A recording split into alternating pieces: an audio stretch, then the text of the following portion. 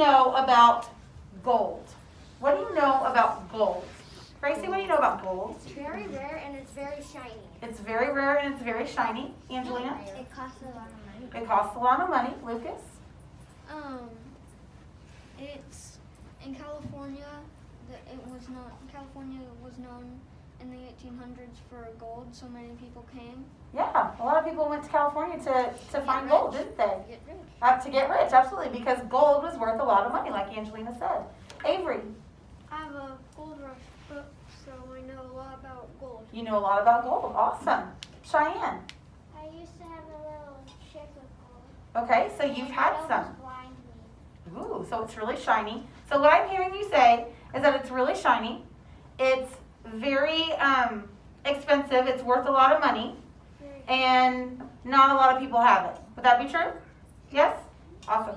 All right, put your hands over just a second. So I want you to think about something.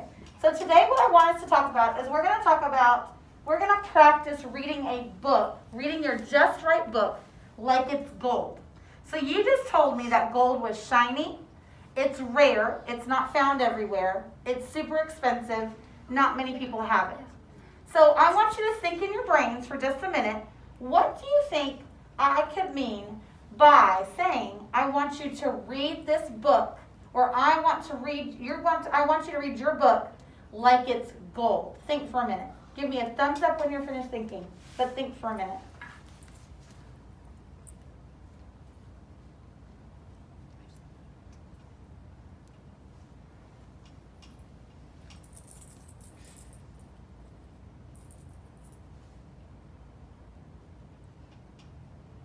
Saying, what do you think I mean by reading it like gold? Good. Reading it well, okay. Cheyenne, what do you think? Taking care of it and taking your time and doing it right. Okay, so making sure that I take care of my reading material, okay. But actually reading the words, what do we think it means? Gracie? Reading a book that you know that you would enjoy. Something you would enjoy, okay. Tyler? Reading a book that's pretty rare. Reading a book that's rare. So when I read this book, should I read it like it's rare? Yeah. Okay. Have you ever heard, give me a thumbs up, have you ever heard the word curmudgeon before? Have you ever heard the word curmudgeon? Lucas, can you help me out? What's the word curmudgeon mean? It's a funny word. I don't know what it means, but I have heard of the bunch. You've heard the word before. So a curmudgeon means that you read like you're grumpy and like it's the most boring thing ever. So usually people that, I'm going to pull my mask down so you can see my face just a little bit. So people usually who are curmudgeons, they kind of walk around like this. And they look like they're angry all the time. Give me a thumbs up if you've ever seen anyone that was like that, or you know someone who's like that. They look like they're just angry all the time. Yeah, that's a curmudgeon. There was a cartoon when I grew up that there was a character on it, and he was always a curmudgeon. And so every time I hear that word, that's where I go to, is that's who I think about. And the way that he acted in his voicing was always so serious. It was always serious.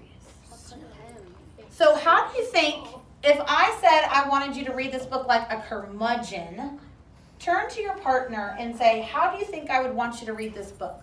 If I said, read this book like you're a curmudgeon, how would you read this book? Turn and talk to your partner.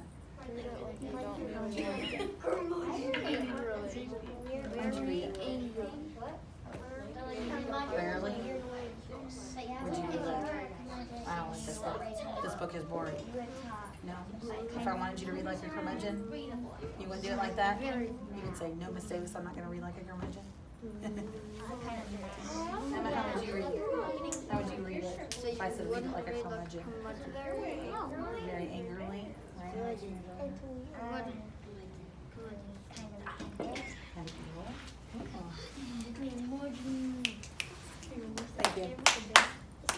All right, so I'm going to read some of this story to you, and I want you to think about, am I reading this like a curmudgeon, or am I reading it like gold?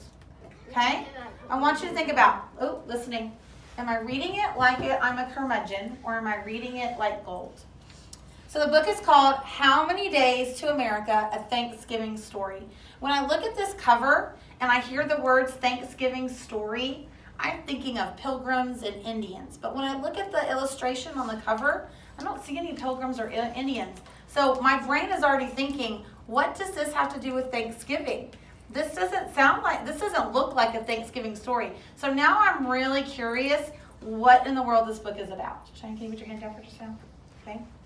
So let's listen. I want you to listen to me read and let me know if I'm reading like this is gold, important, shiny, brand new, super valuable, or am I reading like, do we have to? So let me know, okay? It was nice in our village till the night in October when the soldiers came. My mother hid my little sister and me under the bed. When I peered out, I could see my mother's feet in their black slippers and the great muddy boots of the soldiers.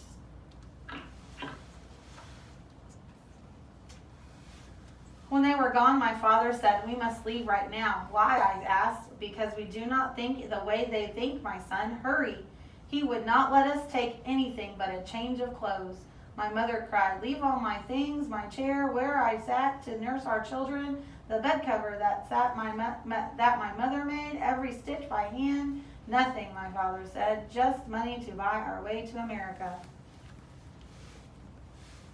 Thumbs up if I read like gold, thumbs down if I read like a curmudgeon. Curmudgeon, yeah.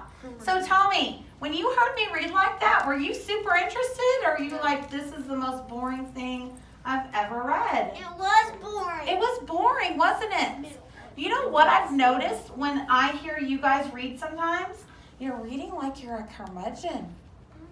You read very flat, and we don't sound like we really like our book. And I was really confused yesterday for some of us because I asked you to pick a just right book, a book you were interested in, that you really wanted to know about. And I heard this curmudgeon voice, and then I started to think, do they really like that book? Because they're not reading it like they like that book. They're reading like it's the worst book they've ever read. So I was really confused. So that's why I wanted to do this lesson today, because I wanted you to see the difference. So now tell me, I'm going to read again now. You tell me if I'm still reading like a curmudgeon or if now I'm reading it like it's the best book ever. That word, America, was not new to me. I'd heard it whispered between my parents in the restless hours of the night. America, were we going there? Others, too, moved silently along the secret streets.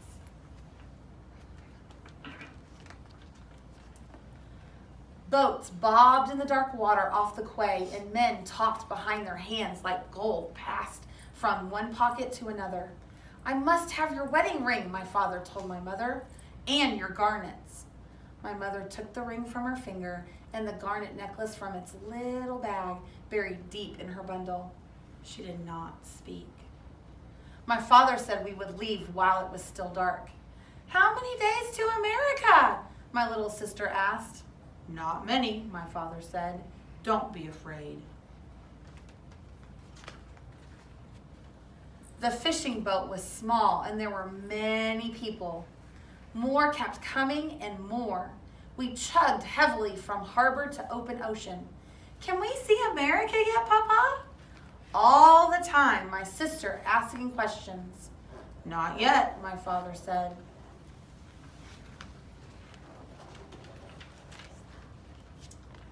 We were an hour from shore when the motors stopped. The men crowded the engines. "A part is broken that cannot be fixed," my father told my mother, and her face twisted the way it did when she closed the door of her home for the last time. The women made a sail by knotting clothes together, and when they pulled it high, I saw my father's Sunday shirt blowing in the wind. But the sail carried us back toward our own shore, and men shot at us from the cliff. Ooh, cliff. What do I notice? Cliff. The word cliff. What do we notice in the word cliff? FF. It makes the F sound. At last, we got the boat turned in the right direction. "How many days to America now?" my little sister asked. "More, my small one," my father said, and he held us close. I saw him look at my mother across our heads. I read like gold. I read like a curmudgeon. Ish. turn and talk to your partner about the way that I read. What made it different the first time I read to the second time I read? How did it make you feel? Were you more interested? Were you less interested? Turn and talk to your partner. Way more interested because I'm just listening. I was more interested because it sounded like the expressions of the characters, and then so I could get a bigger picture of the actual book. Better than last time. How about you, do you agree or disagree? You agree? Which one? What part? Can you release the what do you think? So kind of curmudgeon. So should I be reading it like all the time or reading it like curmudgeon curmudgeon? or someone else does, I picture All the time? a piece of fudge. Pull it all the way up and then go. I picture What do we think? Ish? because What does that mean? that you were a little bit curmudgeonish, so more like not clean gold, but like raw gold. Okay. Okay. So slightly curmudgeon. Okay. So does the story though need my voice to be kind of soft at times because of what's going on? Or do I need to be super happy all the time? That's Are you super happy all the time? No, she needs her. Okay. You need your mood to fit with the book. I need my mood to fit with the book. So if this is kind of a sad book, we're leaving home, we're going to a place we don't know, my mood might be, my voice might be a little sad, right? It might be a little soft. No. So he was like scratching on his chair, and I asked him nicely to please stop, and he didn't. Okay, I'll make you in just a second. All right, so what I heard some of us say is that we enjoyed the story more when you heard me read it like it was gold than you did me hearing it like a curmudgeon. I also heard someone say I understood more of the story when she changed her voice and I could hear the differences in the characters than I did the first time. I had one conversation with a group who said, you know, your voice really has to match what's going on in the story. And that's so true. That's reading your book like gold. That's showing your brain is learning that you have to put yourself into a book to really get the most out of it. So we have this afternoon when you guys go back with Mr. Pruitt, because we're almost out of time, you guys are I'm going to ask him to give you guys about 10-15 minutes, and I want you to practice reading your book like it's gold, like it's the best thing you have ever read. And we're going to work on not reading like a curmudgeon. Can we finish reading this? We will tomorrow. Yes, we will tomorrow.